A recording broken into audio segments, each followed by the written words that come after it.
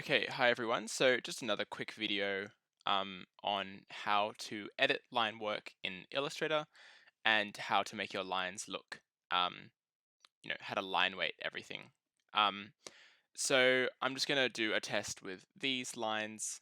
We've just taken these from Rhino to Illustrator, and that's in the previous video about exporting, and in this video we're going to be exploring how to kind of produce the lines or make them, line weight them properly. So if you've watched my Illustrator introductory video, then you should know what I'm going to do. If you're confused about what's going on in this video, then that probably means you haven't watched that video yet. So as I explained in other videos, you can select lines in the same way in Illustrator as you can in Rhino. And a lot of the functionalities of Illustrator are kind of the same as Rhino. The main one for this video being that you can select everything on a layer by selecting this little circle next to the layer here. So if you click on that, that'll select whatever's on that layer. So if you've got multiple things on that layer, it'll select what's on that layer. That becomes really useful if you've got a lot of line work on a layer, because then you can select absolutely everything that's on that layer. So the first thing we want to do is we want to make all of our lines black, so we want to get rid of these colors, unfortunately. So to do that, we're going to just drag and select all the lines in our Illustrator file. We're going to go down to here, so this is the stroke editing color.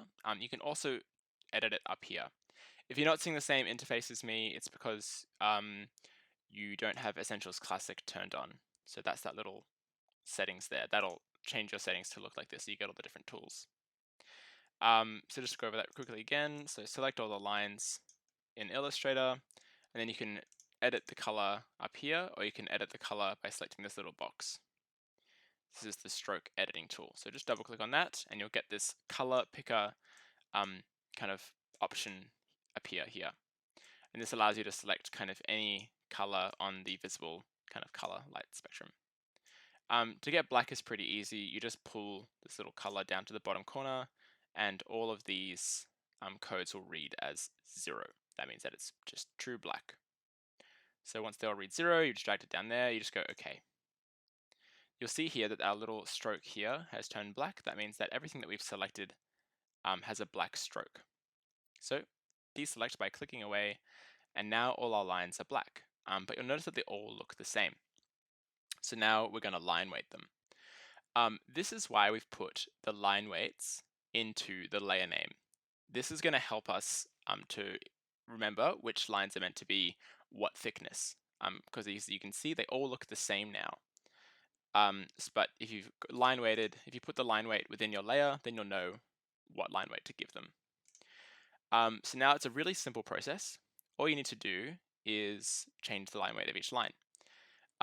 To do that manually, if you select on a line, you can see that a few more options appear up the top. This is kind of the editing toolbar. So if I deselect, a lot of those options disappear. And I select that line again, and a lot of these options reappear. Don't worry so much about these yet. The only thing at the moment we need to worry about are kind of these options over here in the top sort of left corner. So this is the line weight point. So you can change the line weight of your line up here. So you can see I've said S1, this is the section line, should be about 0.4 or 0.5. So to do that, just select the drop arrow, and you get all these different point sizes for your lines here. So you can make it really thick and make it really thin. So I've indicated that we want to make it sort of around 0.5. So all you need to do is select 0.5. That'll change to 0.5 there, then deselect it, and that's finished. And you can see that that line weight is now thinner than the others. That means that I've line weighted it sort of correctly, and I can select that and I'll say 0.5. Now if I select the line underneath it, it's going to say 0.1 because I haven't changed this one yet. So a really fast way of going through and changing, so that's how you change sort of one line. A really fast way of going through and changing all the lines in your drawing at once that are on that layer would be to select the layer selection tool there. So I can see that the purple layer is meant to be around about 0.25. So just select the drop arrow and you go to 0.25. deselect it, and now you can see that that's thinner. I'm just going to zoom in slightly. There we go. Then the next one is 0.1. So I select that layer, and now you can see that there's no 0.1 here. That means I just have to type it in manually, so it only goes down to 0.25. So I'm just going to select that text, delete, and go 0.1. Enter. Click to deselect, and now you can see that that line is much thinner than the other line. The rest of these say hairline, so that's really thin. So all I need to do is select that, and hairline is typically registered as 0.05. That's hairline. That's the thinnest that the printers at UTS can print. That's really important. I'm just going to reiterate that. So the printers at UTS have a really, really fine scale printer. Try not to use Officeworks because Officeworks is not an architectural printing facility. They can't print lines to the quality that the UTS printers can. Those printers can be found in the level 3 labs. We've shown you where they are. And you should be printing from there, or else your hard work won't come up. So your line weighting is not going to be accurate. Your line weights won't look like this. They'll look all kind of around this level, and you won't be able to read anything. So it'll be a total waste of time if you go to Officeworks and you print your work there. So the thinnest that the UTS printers can print at is 0.05. Now the rest are about the same, so I just go through and I would just make them all 0.05. And you'll notice that my dashed line here is actually dashed. I'm just going to make this thicker so we can see. So I'm just going to change it back to 0.1. So you notice that this line is dashed and these other lines are continuous. So they're a continuous line. They go all the way through. The reason that's come through as dashed is back in Rhino, if I just drag my layer panel out, you can see that in the line type column, I've given my yellow layer, my H1 layer, the dashed line type. So to change that, you just click there and you can select a variety of different line types. So you can see continuous there, border, center, dash dots hidden. I just had it as dashed, and now that's coming out in Illustrator as a dashed line. Don't worry though, you can actually edit the dash in Illustrator, and I would advise you to do that rather than in Rhino. So to make it a dashed line in Illustrator is really simple. All you need to do is go over to where it says stroke, so next to where the line type is, select stroke, and you get all these different options for editing the line. Feel free to play around with these, they're kind of fun. You can add sort of arrows and things to your lines. It's all very cool. I might go into that in another video. To make it a dashed line though, you can see here that dashed line is ticked. So if I untick that and select away, then you can see that it's become a continuous line again. So if I select that line, go over to stroke, and if I ticked dashed line, then it will come back and become a dashed line once again. To edit the dash, you can see here that it says dash, gap, dash, gap, dash, gap. That's going to indicate how long the dashes are and how wide the gaps are. And you can kind of make a variety of different sizes. So just for simplicity, if I in the dash go 5 and in the gap go 10, so that's 5 points and 10 points. For some reason it's not going to tell us in millimeters, which is really frustrating. That's what that dash looks like. I can make that gap bigger, so I can go gap 40, and I get a really sparsely dashed line. Or I can go dash 20, and I get thicker dashes like that. And you can edit that to your heart's content. You can make them all different. So you can go 5, 15, 30, make a really weird line, 50. And you're going to get this kind of, it'll just dash as you want. And then if you don't want those, you just delete them. So just go delete all the text in there. Yeah, it's a pretty simple process there to make a dashed line. The last thing, and I'll change that back to 0.05.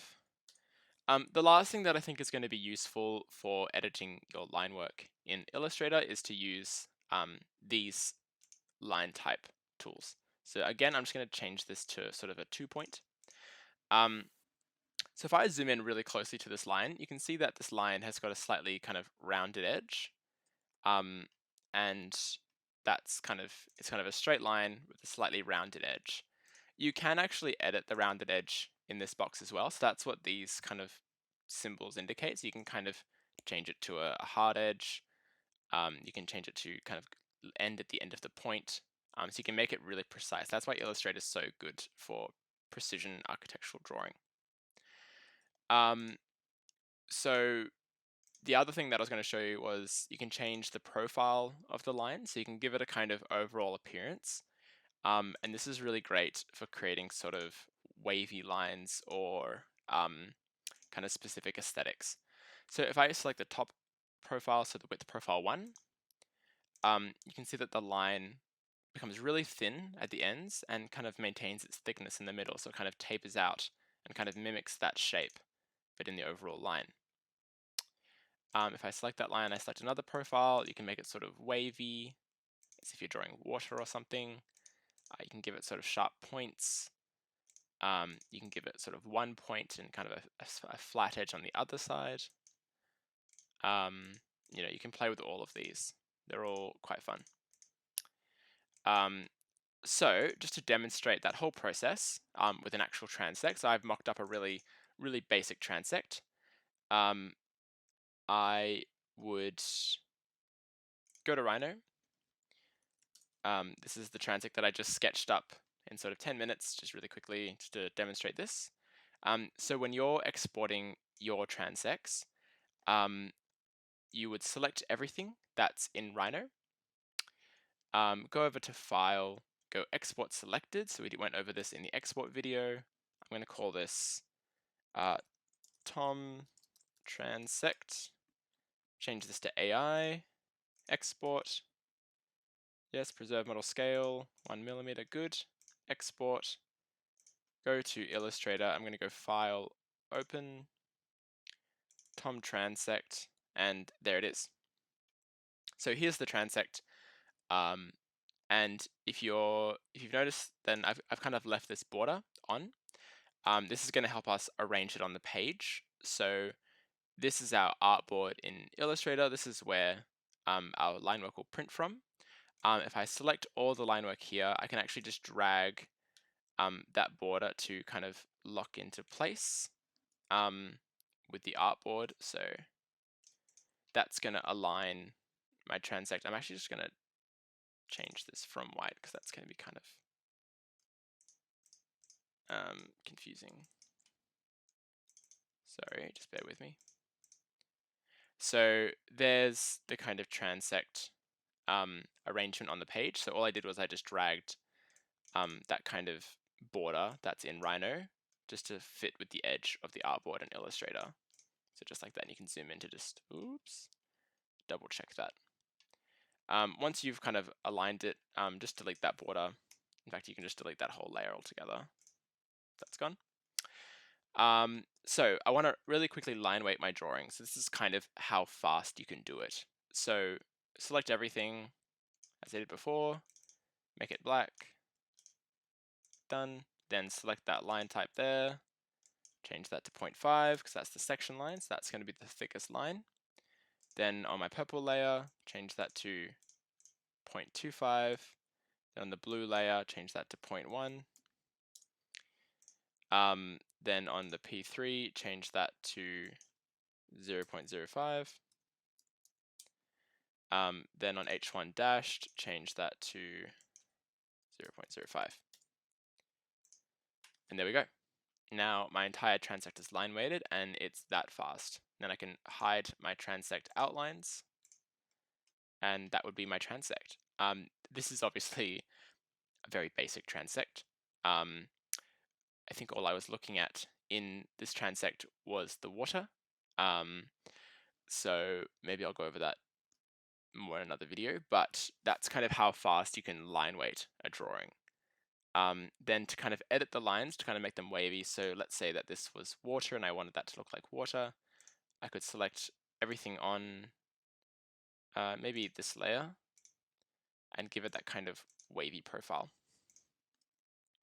So now when I zoom in, those lines can kind of get that kind of tapered look, and they look a bit more kind of gestural.